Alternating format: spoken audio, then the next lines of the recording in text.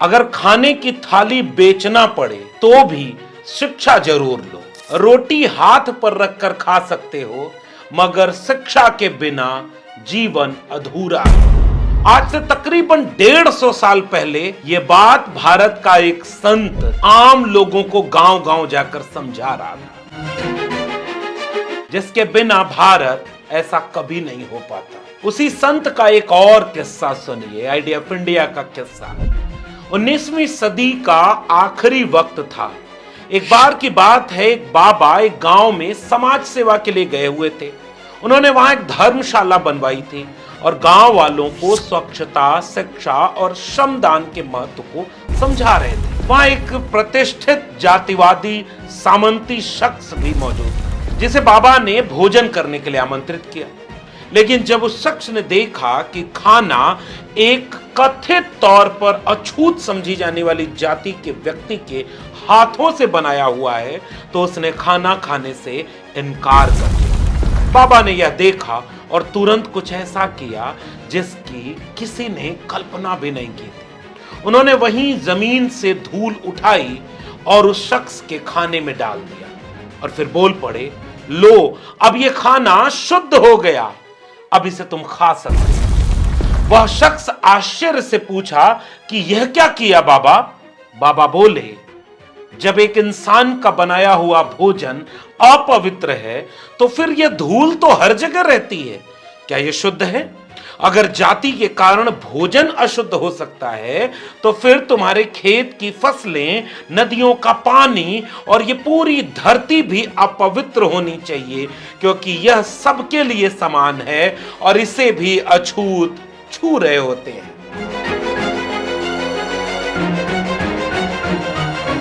ये बाबा कोई और नहीं, इनका नाम था डेबूजी झिंगराजी जानोरकर। डेबू जी हमेशा अपने साथ मिट्टी के मटके जैसा एक पात्र रखते थे। इसी में वे खाना खाते और पानी भी पीते।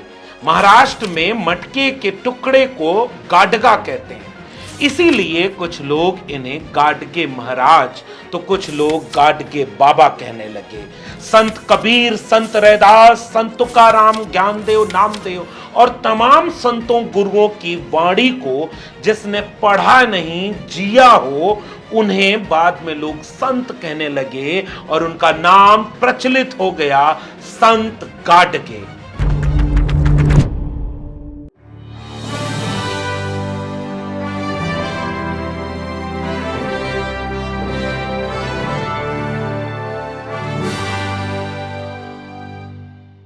सामाजिक न्याय की पाठशाला में आज हम किस्सा लेकर आए हैं, आइडिया ऑफ इंडिया की बुनियाद का एक ऐसा नींव का पत्थर जिसके बिना यह भारत कितना विद्रूप होता, इसकी कल्पना आखिरी तक वीडियो देख करके आप समझ जाएंगे। तो स्वागत है आप सबका सामाजिक न्याय की पाठशाला के इस खास एपिसोड में। महाराष्ट्र के अमरावती जिले की तहसील अंजन गांव सुरजी के शेगांव नामक एक गांव में एक बेहद गरीब अतिशूद्र यानी पेशे से धोबी परिवार में 23 फरवरी 1876 को एक बच्चे का जन्म होता है। पिता झिंगराजी और माता सखूबाई प्यार से अपने बच्चे को डेबू जी कहकर पुकारने लगती है। डेबू जी का शुरुआती जीवन बेहद सामान्य रहा। गरीब परिवार में पैदा होके भी संतों, गुरुओं, महापुरुषों की सामाजिक न्याय की विरासत को हासिल करते हैं और अपने साथ मटके के जैसा एक पात्र रखते थे। इसी में वे खाना खाते थे, पानी भी पीते थे। इस मटके को गाडगा कहते। कुछ दिन बाद उनका लगाव संतों, गुरुओं, महापुरुषों के विचार से होता है, इसलिए लोग उन्हें संत गाडगे के नाम से जानते हैं। संत गाडगे अपना जो कपड़ा पहनते थे उसमें कई सारी चकत्तियां लगी होती थी। संत गाडगे इस कपड़े को पहनकर और अपना गाडगा लेकर के गांव गांव घूमते, लोगों को पाखंड और अंधविश्वास से मुक्त होने, शिक्षा की तरफ जाने और श्रम की अहमियत को महसूस करने की तालीम दिया करते। संत गाडगे के कपड़ों को देख करके जब कोई पूछता कि ये कैसा कपड़ा पहनते हैं, तो संत गाडगे पलट कर कहते कि जैसे ये कपड़ा बिखरा हुआ था, मैंने इसे सुई तागे से जोड़ दिया है, वैसा ही मेरा समाज जातियों में बिखरा हुआ है, मुझे इन सबको जोड़कर एक करना है। द प्रिंट में अपना लेख लिखते हुए सिद्धार्थ कहते हैं कि महाराष्ट्र द्विज परंपरा और दलित बहुजन परंपरा के बीच संघर्ष का केंद्र रहा। इस बारे में दुनिया के प्रमुख समाजशास्त्रियों गेल आम्बेट, एलिनोर जेलियट और रोजा लिंड ओहेनलॉन ने शोध किया है। गेल आम्बेट की कैलिफोर्निया यूनिवर्सिटी से पीएचडी ही इसी विषय पर है। महाराष्ट्र में आधुनिक द्विज परंपरा के जनक बाल गंगाधर तिलक हैं, तो दलित बहुजन परंपरा के जनक ज्योतिबा फूले हैं।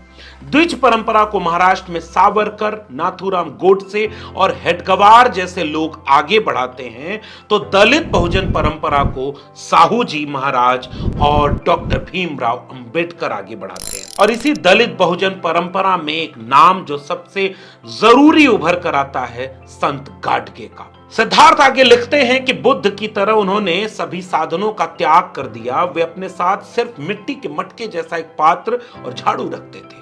उन्होंने अपने जीवन में कभी भी आराम और भौतिक सुख सुविधाओं की परवाह नहीं की।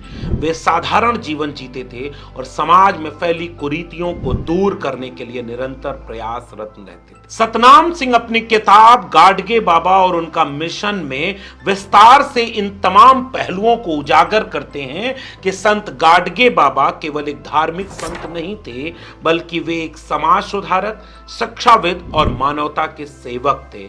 उनकी जिंदगी पूरे भारत को ये सिखाती है कि समाज सेवा, स्वच्छता और शिक्षा के माध्यम से हम अपनी जिंदगी को कितना बेहतर बना सकते हैं। वास्तव में संत गाडगे जातिवाद और अस्पृश्यता को घृणित और अधर्म मानते थे। वे व्यर्थ के कर्मकांडों, मूर्ति पूजा और खोखली परंपराओं से दूर रहते थे। उनका मानना था कि ऐसी धारणाएं ब्राह्मणवादियों ने अपने स्वार्थ के लिए बनाई। प्रबोधनकार केशव सीताराम ठाकरे ने श्री संत गाडगे बाबा नाम से एक पुस्तक लिखी है और उसमें भी उनके उन तमाम किस्सों का जिक्र है जो अंधविश्वास उन्मूलन, पाखंड के विरोध करने और शिक्षा की अहमियत को बताने का है। महाराष्ट्र के अमरावती के आसपास के इलाके में संत गाडगे घूम घूम कर गांव गांव जाते थे। उन तमाम जाति के लोगों को जिन्हें आज भी भाषा विज्ञान नीची जाति या छोटी जाति कह करके अपमानित करने की भाषा इस्तेमाल करता है, उन तमाम गांव की बस्तियों में जाते, जिनके बदन पर कपड़े न होते, जिनके पेट में खाने को पूरा अन्न न मिल पाता, ऐसे लोगों को जा करके दो चीजों को लेकर के जागरूक करते। पहला, पाखंड और अंधविश्वास से बचो, और दूसरा, शिक्षा की अहमियत जरूर समझो। इसलिए उनका वाक्य गांव गांव में धीरे धीरे लोकप्रिय होने लगा कि अगर खाने की थाली बेचनी पड़े तो भी बेच दो, शिक्षा जरूर लो। तुम रोटी तो हाथ में रख करके खा सकते हो, मगर अगर शिक्षा नहीं मिली, विद्या नहीं मिली, तो जिंदगी बेकार है। प्रोफेसर डॉक्टर विमल कीर्ति लोक सेवा के कर्मयोगी श्रृंखला में गाडगे बाबा नाम से जो किताब लिखते हैं, उस किताब में विस्तार से ये बताते हैं कि कैसे संत कबीर, संत रैदास, तुकाराम, दादू, चोखा मेला और उन तमाम परंपरा के लोगों को वो एक साथ साधते हैं।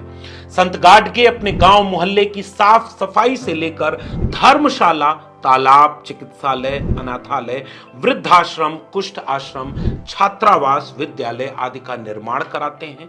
लोगों को श्रम दान करके आर्थिक सहयोग के लिए प्रेरित करते हैं। वो श्रम की कीमत को पहचानते हैं। सामाजिक न्याय की पाठशाला के जितने भी नायकों को आप देखेंगे, उनमें से कोई भी न तो खुद भीख मांगता है, न भीख मांगने को प्रेरित करता है। श्रम करके वो अपने श्रम की अहमियत को समझता है। इसीलिए उस तमाम बहुजन लोगों को कभी कमेरा तो कभी श्रमजीवी के नाम से संबोधित किया जाता है। संत गाडगे एक श्रमजीवी संत थे। संत गाडगे बाबा साहब डॉक्टर भीमराव अंबेडकर के समकालीन थे। वो बाबा साहब से उम्र में 15 वर्ष बड़े थे, लेकिन बाबा साहब के अध्ययन, उनकी डिग्रियों और उनकी काबिलियत के मुरीद थे। विमल कीर्ति अपनी किताब में विस्तार से उन तमाम किस्सों को बताते हैं कि बाबा साहब डॉक्टर अंबेडकर जब भी मिलने आते तो संत गाडगे उनके साथ तस्वीर जरूर लेते। इसलिए देखिए इस तरह की कितनी खूबसूरत तस्वीरें संत गाडगे की बाबा साहब के साथ हैं। बाबा साहब डॉक्टर भीमराव अंबेडकर ने एक से अधिक बार संत गाडगे के बारे में जो लिखा है उसे सबको पढ़ना चाहिए। उनके मन में संत गाडगे को लेकर कितना सम्मान है, वो उनके कामों को कितना प्रेरित करते हैं। इसीलिए डॉक्टर सिद्धार्थ अपने लेख में बाकायदे ये बताते हैं कि स्वच्छता की बात गांधी जी को लेकर के बाद में प्रचारित होती है, जो कि उनके लिए एक राजनीतिक मिशन की तरह भी था। संत गाडगे के लिए स्वच्छता एक आंदोलन और एक विचार की तरह था। बाबा साहब डॉक्टर अंबेडकर इस बात के मुरीद होते हैं कि संत गाडगे पूरे वंचित समाज को जोड़ने के लिए किस कदर तक एकजुट करके और अपनी मेहनत को कबीर वाले घर फूंक अंदाज में गांव गांव जाकर साबित कर रहे हैं। संत गाडगे पर बात करते हुए संत कबीर का वो दोहा याद आता है जो इन पर बिल्कुल सटीक बैठता है कि कबीरा खड़ा बाजार में लिए लुकाठी हाथ और जो घर जारो अपना चलो हमारे साथ। संत गाडगे इसी विचार के तहत पूरे समाज को अपना घर मानते हैं। हर घर में सफाई हो, हर घर में शिक्षा हो और हर घर में श्रम की अहमियत समझ में आए, पूरा समाज जुड़कर एक हो। इसलिए बाबा साहब अंबेडकर को वो बहुत सम्मान से देखा करते थे। बाबा साहब डॉक्टर भीमराव अंबेडकर का जब 6 दिसंबर 1956 को आकस्मिक निधन हो जाता है तो संत गाडगे भीतर से टूट जाते हैं, क्योंकि वे मानते थे कि भारत के अछूतों, पिछड़ों और तमाम वंचितों, शोषितों को डॉक्टर भीमराव अंबेडकर के रूप में एक ऐसा मसीहा मिल गया जो इनकी मुक्ति की लड़ाई को एक मुकाम तक पहुंचा सकता है। यही बात छत्रपति शाहू जी महाराज भी बाबा साहब डॉक्टर भीमराव अंबेडकर के लिए मानते थे, लेकिन बहुत गहरे हद तक संत गाडगे बाबा साहब को अपने करीब पाते थे। इसलिए जब 6 दिसंबर 1956 को कुदरत ने बाबा साहब अंबेडकर को हमसे छीन लिया, इसका ऐसा असर संत गाडगे पर पड़ा कि संत गाडगे सब कुछ भूल गए और दवा तक खाना छोड़ दिया। उन्होंने दुखी मन से कहा कि बाबा साहब दलित समाज के 7 करोड़ बालकों को अकेला छोड़कर चले गए। उनकी मृत्यु से ये बच्चे निराधार हो गए। अभी अभी ये बाबा साहब का हाथ पकड़कर चलने लगे थे। अगर बाबा साहब कुछ दिन और रहते तो ये बालक चलने फिरने की हिम्मत करने लगे थे। डॉक्टर भीमराव अंबेडकर के परिनिर्वाण से संत गाडगे इतने दुखी हुए, इसका असर उनके ऊपर इतना ज्यादा हुआ कि उनके जाने के ठीक 14 दिन बाद यानी 20 दिसंबर 1956 इसी तारीख को संत गाडगे भी इस दुनिया को अलविदा कह गए। आकाशवाणी से उनके निधन की घोषणा पूरे देश में हुई। शोक की लहर दौड़ पड़ी। उनके मृतदेह को बाड़मेर के राठौर गार्डन में अंतिम दर्शन के लिए रखा गया। केंद्र व राज्य के मंत्रियों सहित बड़ी तादाद में लोग उन्हें श्रद्धांजलि देने आए। कुछ दिन बाद विचारों के अगुआ मरा नहीं करते, गुजरा नहीं करते, वो जिंदा रहते हैं अपने विचारों में, और आने वाली पीढ़ियां इतिहास के पन्नों को धूल से झाड़ करके जब पढ़ती है तो देखती है कि धोबी समाज में पैदा एक संत गाडगे ने उनके लिए क्या कुछ किया। दिन बीता 1 मई 1983 को महाराष्ट्र सरकार ने नागपुर विश्वविद्यालय को विभाजित कर संत गाडगे बाबा अमरावती विश्वविद्यालय की स्थापना की। उनकी 42वीं पुण्यतिथि के अवसर पर 20 दिसंबर 1998 को भारत सरकार ने उन पर डाक टिकट जारी किया। सन 2001 में महाराष्ट्र सरकार ने उनकी स्मृति में संत गाडगे बाबा ग्राम स्वच्छता अभियान शुरू किया। संत गाडगे एक व्यक्ति नहीं, संस्था थे, मगर अफसोस कि आज तक संत गाडगे के बारे में कितना लोगों को पता है ये सवाल आप भी पूछिएगा। संत गाडगे बाबा साहब से किस हद तक जुड़े हुए थे, इसकी चर्चा संघ लोक सेवा आयोग के पहले दलित अध्यक्ष डॉक्टर M.L. शहारे ने अपनी आत्मकथा यादों के झरोखे में लिखा है। बाबा साहब डॉक्टर अंबेडकर से गाडगे बाबा कई बार मिल चुके थे। वे बाबा साहब के व्यक्तित्व एवं कृतित्व से प्रभावित हो चुके थे। बाबा साहब और संत गाडगे बाबा ने एक साथ तस्वीर खिंचवाई थी। आज भी कई घरों में ऐसी तस्वीरें दिखाई देती हैं। संत गाडगे बाबा ने डॉक्टर बाबा साहब अंबेडकर द्वारा स्थापित पीपल्स एजुकेशन सोसाइटी को पंढरपुर की अपनी धर्मशाला छात्रावास हेतु दान की थी। संत गाडगे महाराज की कीर्तन शैली अपने आप में बेमिसाल थी। वे संतों के वचन सुनाया करते थे। विशेष रूप से संत कबीर, संत तुकाराम, संत ज्ञानेश्वर आदि के काव्यांश लोगों के बीच जाते और सुनाते थे। हिंसा बंदी, शराब बंदी, अस्पृश्यता निवारण, पशु बलि प्रथा आदि उनके कीर्तन के विषय हुआ करते थे। सामाजिक न्याय की पाठशाला ऐसे तमाम संतों, गुरुओं, महापुरुषों से आपको रूबरू कराती है जिसे जाने बिना आप ये समझ ही नहीं पाएंगे कि कितनी मुश्किलों से ये कारवां यहां तक पहुंचा है। इसे आगे ले जाना क्यों जरूरी है। इसलिए अपने अतीत को जानते रहिए और आने वाली पीढ़ियों को बताते रहिए, वरना कोई आएगा और उन्हें बरगला जाएगा। संत गाडगे अपने विचारों, अपने स्वप्नों और अपने संघर्षों के साथ हम सब में जिंदा थे, जिंदा हैं और जिंदा रहेंगे। इसी उम्मीद के साथ आप सबसे अलविदा। आप देख रहे थे डॉक्टर लक्ष्मण यादव की सामाजिक न्याय की पाठशाला। फिर मिलेंगे ऐसे ही किसी संतों, गुरुओं, महापुरुषों की जिंदगी के किस्सों के साथ, जिसे जानना हम सब के लिए जरूरी है। तब तक के लिए बहुत बहुत धन्यवाद।